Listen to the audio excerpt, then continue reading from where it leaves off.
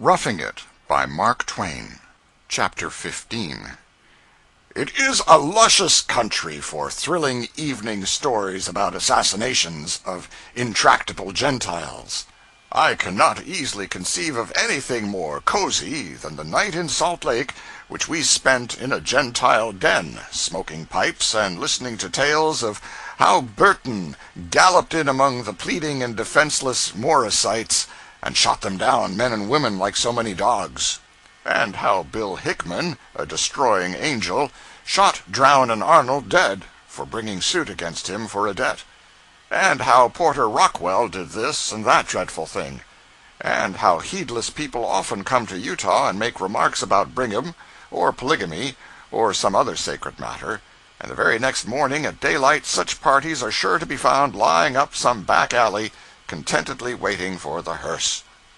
And the next most interesting thing is to sit and listen to these Gentiles talk about polygamy, and how some portly old frog of an elder or a bishop marries a girl, likes her, marries her sister, likes her, marries another sister, likes her, takes another, likes her, marries her mother, likes her, marries her father, grandfather, great-grandfather, and then comes back hungry and asks for more; and how the pert young thing of 11 will chance to be the favorite wife, and her own venerable grandmother have to rank away down toward D4 in their mutual husband's esteem, and have to sleep in the kitchen as like as not; and how this dreadful sort of thing, this hiving together in one foul nest of mother and daughters, and the making a young daughter superior to her own mother in rank and authority, are things which Mormon women submit to because their religion teaches them that the more wives a man has on earth, and the more children he rears, the higher place they will all have in the world to come, and the warmer, maybe, though they do not seem to say anything about that. According to these Gentile friends of ours, Brigham Young's harem contains 20 or 30 wives. They said that some of them had grown old and gone out of active service, but were comfortably housed and cared for in the hennery, or the lion house as it is strangely named. Along with each wife were her children, 50 altogether. The house was perfectly quiet and orderly when the children were still. They all took their meals in one room, and a happy and homelike sight it was pronounced to be. None of our party got an opportunity to take dinner with Mr. Young, but a Gentile by the name of Johnson professed to have enjoyed a sociable breakfast in the Lion House. He gave a preposterous account of the calling of the roll and other preliminaries, and the carnage that ensued when the buckwheat cakes came in, but he embellished rather too much. He said that Mr. Young told him several smart sayings of certain of his 2-year-olds, observing with some pride that for many years he had been the heaviest contributor in that line to one of the Eastern magazines. And then he wanted to show Mr. Johnson one of the pets that had said the last good thing, but he could not find the child. He searched the faces of the children in detail, but could not decide which one it was. Finally he gave it up with a sigh, and said, "I thought I would know the little cub again, but I don't." Mr. Johnson said further that Mr. Young observed that life was a sad, sad thing, because the joy of every new marriage a man contracted was so apt to be blighted by the inopportune funeral of a less recent bride.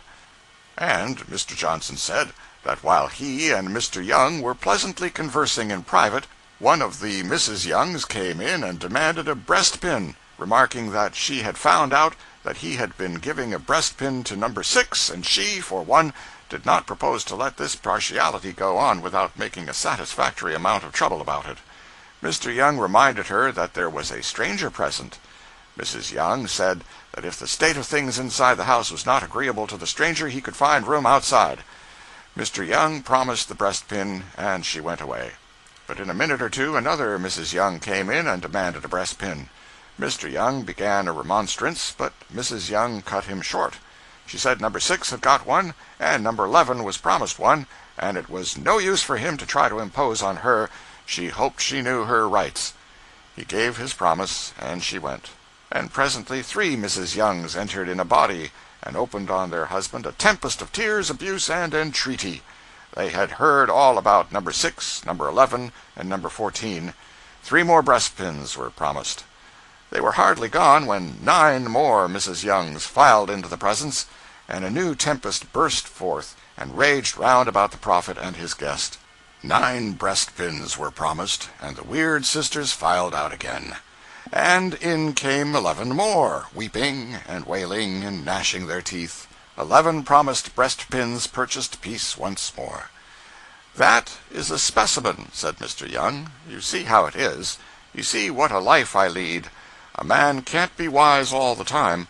In a heedless moment I gave my darling number 6, excuse my calling her thus, as her other name has escaped me for the moment, a breastpin. It was only worth $25, that is, apparently that was its whole cost, but its ultimate cost was inevitably bound to be a good deal more. You yourself have seen it climb up to $650, and alas, even that is not the end, for I have wives all over this territory of Utah. I have dozens of wives whose numbers, even, I do not know without looking in the family Bible. They are scattered far and wide among the mountains and valleys of my realm.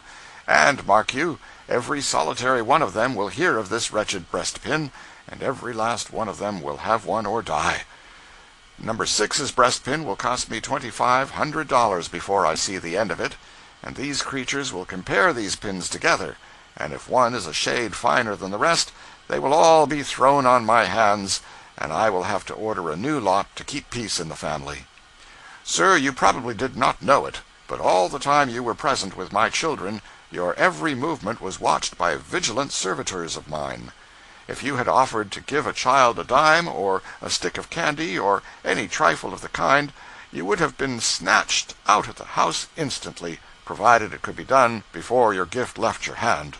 Otherwise it would be absolutely necessary for you to make an exactly similar gift to all my children, and knowing by experience the importance of the thing, I would have stood by and seen to it myself that you did it, and did it thoroughly.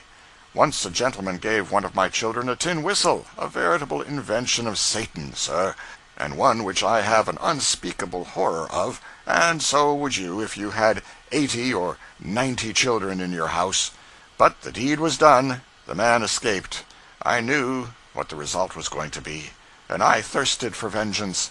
I ordered out a flock of destroying angels, and they hunted the man far into the fastnesses of the Nevada mountains, but they never caught him. I am not cruel, sir. I am not vindictive, except when sorely outraged. But if I had caught him, sir, so help me Joseph Smith, I would have locked him into the nursery till the brats whistled him to death. By the slaughtered body of St. Parley Pratt, whom God assail, there was never anything on this earth like it. I knew who gave the whistle to the child, but I could not make those jealous mothers believe me. They believed I did it, and the result was just what any man of reflection could have foreseen. I had to order 110 whistles. I think we had 110 children in the house then, but some of them are off at college now. I had to order 110 of those shrieking things, and I wish I may never speak another word if we didn't have to talk on our fingers entirely, from that time forth until the children got tired of the whistles. And if ever another man gives a whistle to a child of mine, and I get my hands on him, I will hang him higher than Haman. That is the word with the bark on it. Shade of Nephi. You don't know anything about married life. I am rich, and everybody knows it. I am benevolent, and everybody takes advantage of it. I have a strong fatherly instinct, and all the foundlings are foisted on me. Every time a woman wants to do well by her darling, she puzzles her brain to cipher out some scheme for getting it into my hands. Why, sir, a woman came here once with a child of a curious lifeless sort of complexion, and so had the woman, and swore that the child was mine and she my wife, that I had married her at such and such a time, in such and such a place, but she had forgotten her number, and of course I could not remember her name. Well, sir, she called my attention to the fact that the child looked like me, and really it did seem to resemble me, a common thing in the territory, and, to cut the story short, I put it in my nursery and she left. And by the ghost of Orson Hyde, when they came to wash the paint off that child, it was an Injun. Bless my soul, you don't know anything about married life. It is a perfect dog's life, sir, a perfect dog's life. You can't economize. It isn't possible. I have tried keeping one set of bridal attire for all occasions, but it is of no use. First you'll marry a combination of calico and consumption that's as thin as a rail, and next you'll get a creature that's nothing more than a dropsy in disguise, and then you've got to eke out that bridal dress with an old balloon. That is the way it goes. And think of the wash bill. Excuse these tears. 984 pieces a week. No, sir, there is no such a thing as economy in a family like mine.